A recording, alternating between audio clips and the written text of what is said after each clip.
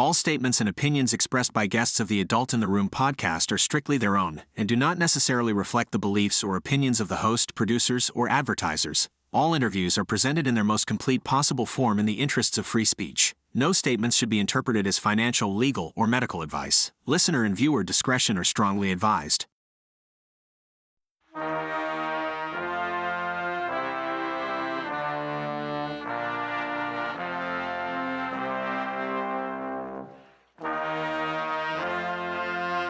It's the Adult in the Room podcast with Victoria Taft. That's me.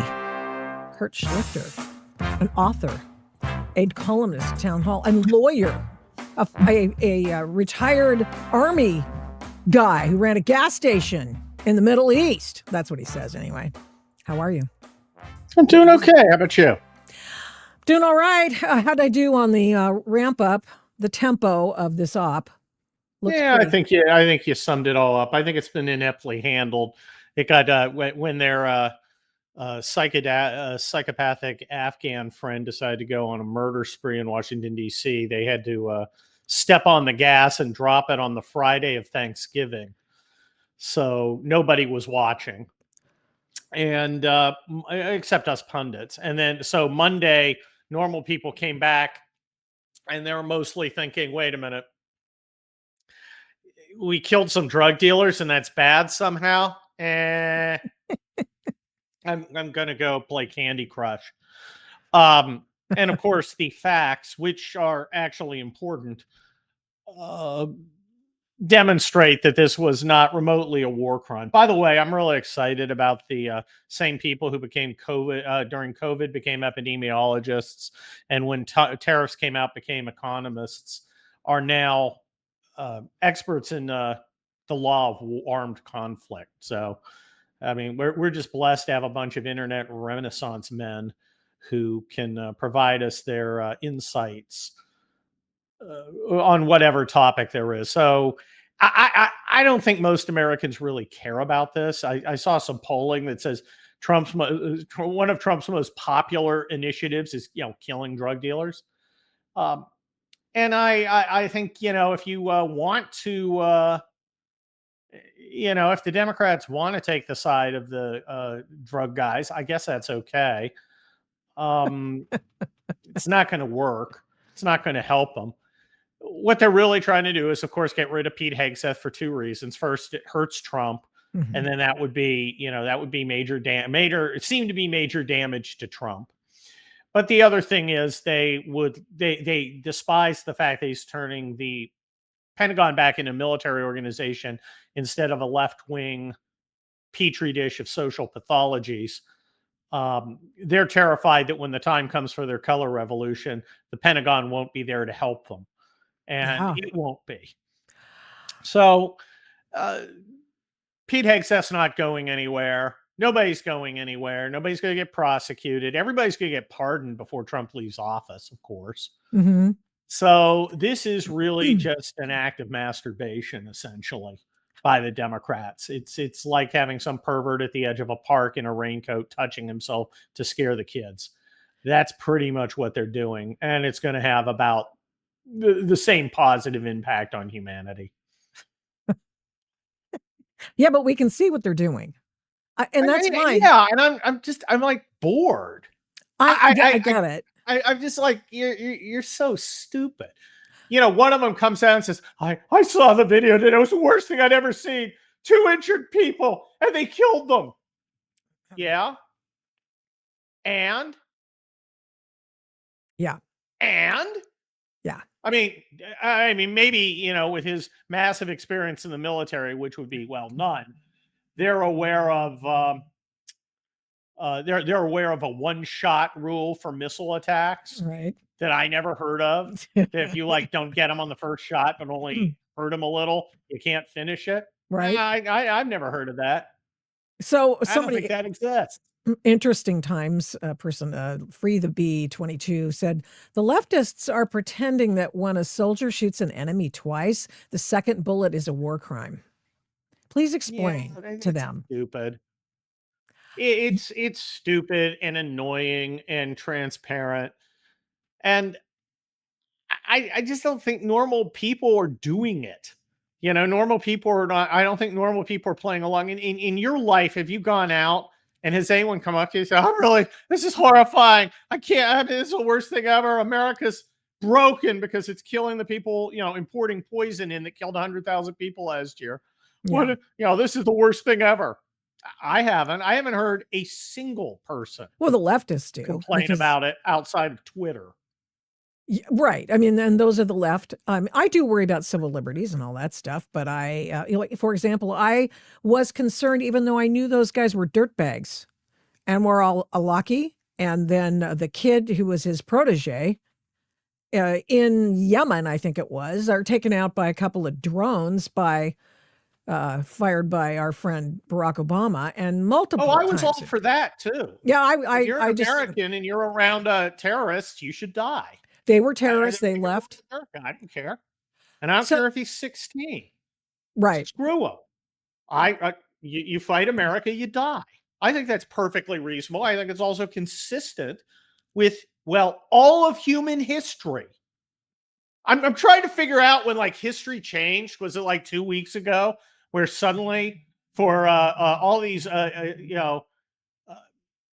overly intricate reasons, we're suddenly not allowed to defend ourselves by killing our enemies? Well, no, I'm not going to do that. And I don't care. You want to hide, you're one of those paper citizens of America and you're riding around with terrorists. Good riddance. I'm glad you're dead. And I'm glad Obama did it. Mm-hmm. But if Pete Hegseth's a war criminal, so is Barack Obama. Now, Barack Obama's a lot of things, but he's not a war criminal for that. In fact, that's one of the only good things he's done. I mean, should we have not shot Osama bin Laden? Well, I'm sure they'll tell you, yeah, she shouldn't have. But they won't actually say it because I think that's a bridge too far for people. They'll just kind of weasel about it. The test I like to have is, okay, you think we can't blow up boats carrying drugs into America? No, we can't. That's terrible. It's the worst thing ever. It's awful. It violates our civil liberties. Okay, great. What if they were bringing barrels of mustard gas, also known as HD? I did chemical warfare stuff. And I know what mustard gas does to people. Spoiler, it's bad. If they're bringing mustard gas into the United States, can we blow them up? Now they've got a decision point. They can say no, and I'm perfectly happy for them to run on a campaign platform of, we will allow people to bring mustard gas into America rather than stop them. Okay, yes, cool, go for it. Make that your platform. Or no, we definitely can destroy them. At which point I say, okay, what's the difference between the drugs they're bringing in and the mustard gas? And the big difference is the mustard gas has killed exactly 0 people in the last year, and illegal drugs have killed nearly 100,000 Americans in the last year. So again, why can't we blow up drug boats? Also, is this sort of how we're going after Venezuela? I know some of this stuff comes from Colombia. Some of it comes from Mexican drug labs, thanks to the Chinese with the precursors. And some of it's coming from Venezuela. Is this just all part and parcel of a, 4G chess thing that we're not privy to? Or what are you seeing? Well, I'm all for overthrowing the communist government of Venezuela, which is acting with the Russians, Iranians, Chinese, and Cubans to undermine America and has been. I want him gone. Mm-hmm. This is our couple of continents. It's not a Monroe Doctrine unless you actually enforce it. Yeah, I'm not a forever war guy. I am a war when we have enemies and they need to be destroyed guy. And Maduro is our enemy. So to the extent this is part and parcel of getting rid of Maduro, okay, fine with me. Don't care. Though they have been destroying boats in the Pacific, which is not where Venezuela is. Those would mostly be coming Colombia or Ecuador. But to the extent it's aimed at Maduro, good. I want Maduro gone. Mm-hmm. And I think it's only a matter of time before he is. He's looking for sanctuary in Qatar, of all places. Do you think that President Trump sort of tried to get that deal going, or was that Qatar acting on their own? Yeah. Get him out of there. Get the guy who actually won the election in. It'd be nice to see a country on this continent where the winner of the election actually gets to take power. Um, yeah, yeah. See, one of my problems with my fellow conservatives is they've gotten so burned Mm. by terrible foreign policies in the past that they've somehow convinced themselves that we don't have any enemies. And I'm a traditionalist. I think our enemy should be destroyed and should be at our knees begging for mercy. Um, the tradition of Hannibal and Julius Caesar and Genghis Khan. Hmm. So I mean that's what America's power is for. We do have enemies out there. There are bad people out there. It's not all imaginary. Um, some of it, sometimes foreign wars are in our interest. Other times they aren't. For instance, Ukraine. It is in our interest to end the Ukraine war. I'm a guy who actually trained Ukrainian soldiers. There were Ukrainian soldiers with me when I was in Kosovo. I like Ukrainians. I wish they would win. I don't like the Russians. I wish they would lose. I would also like a pony. Just because you want something doesn't make it so. It's in America's interest for there not to be a war between Russia and Ukraine. A war that, by the way, we can't understand. It's all between the Slavs. Yeah, yeah. You've seen Goodfellas, right? Hmm. You remember when Joe Pesci gets whacked Yes. and Robert De Niro's really upset, and then Ray Liotta says, it was between the Italians. It was real greaseball stuff. Like like these Irish gangsters couldn't Right. fully understand it. Like we're going to understand what's going on with a bunch of Slavs over the last 1,000 years. Okay, there's a history there. Yeah. And of course, our idiot foreign policy people decide it's all black and white. Oh, Russia bad, Ukraine good.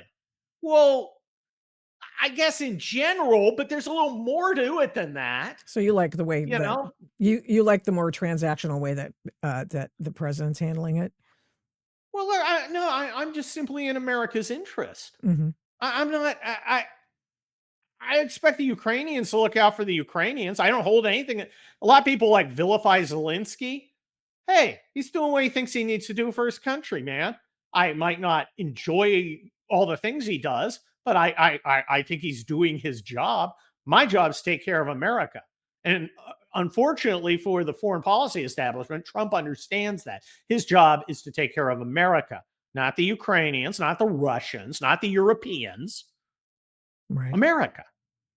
Let's veer off into a couple more things that I want to talk to you before I have to leave, let you go, because I promised you I'd only talk, use 15 minutes of your time. And here's the one: the Civil Rights Division head, Harmeet Dillon, has sent Oregon, Washington, California, howlers about the fact that they need to turn over their voter roll information to them. You have done this kind of work before in the past following a huge election. And I was just wondering what your thoughts were about that, if you had any that you've been thinking about.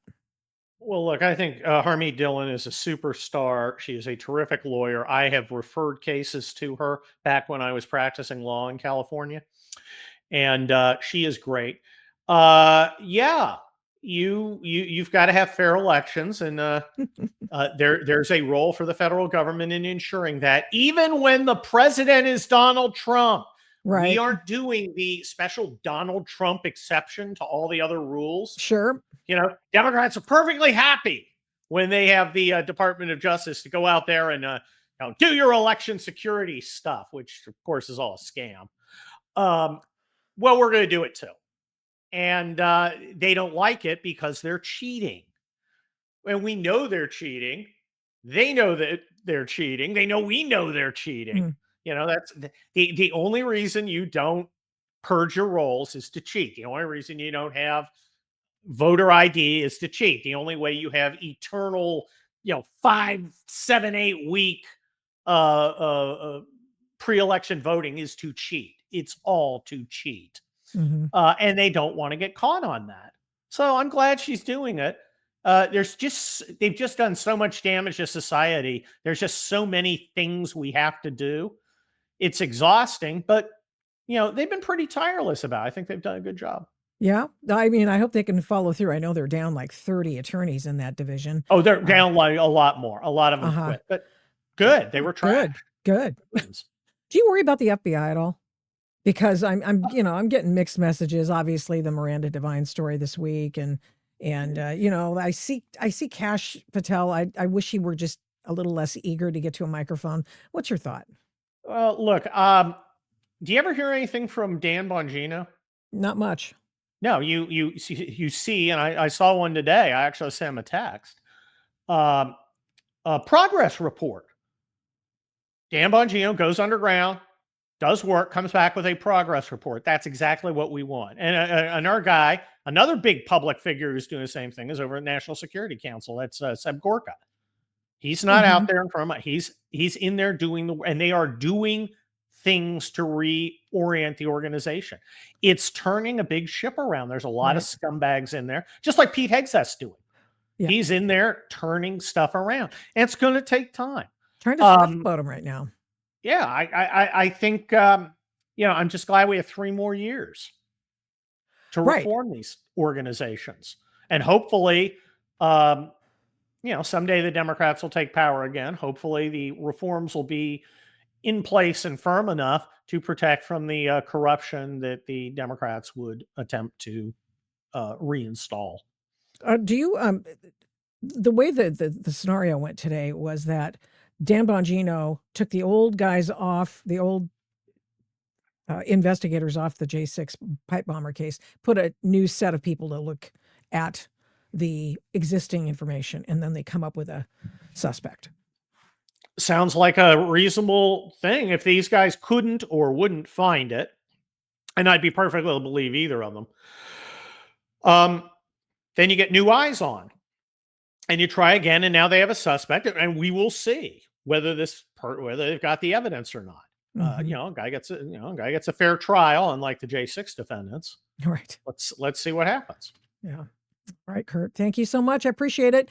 Thanks, and his work is at Town Hall, one of our colleagues over there, and of course, he's the outspoken individual who has done amazing work with his Kelly Turnbull novels, and the latest of which is, in fact, I'm going to go find that.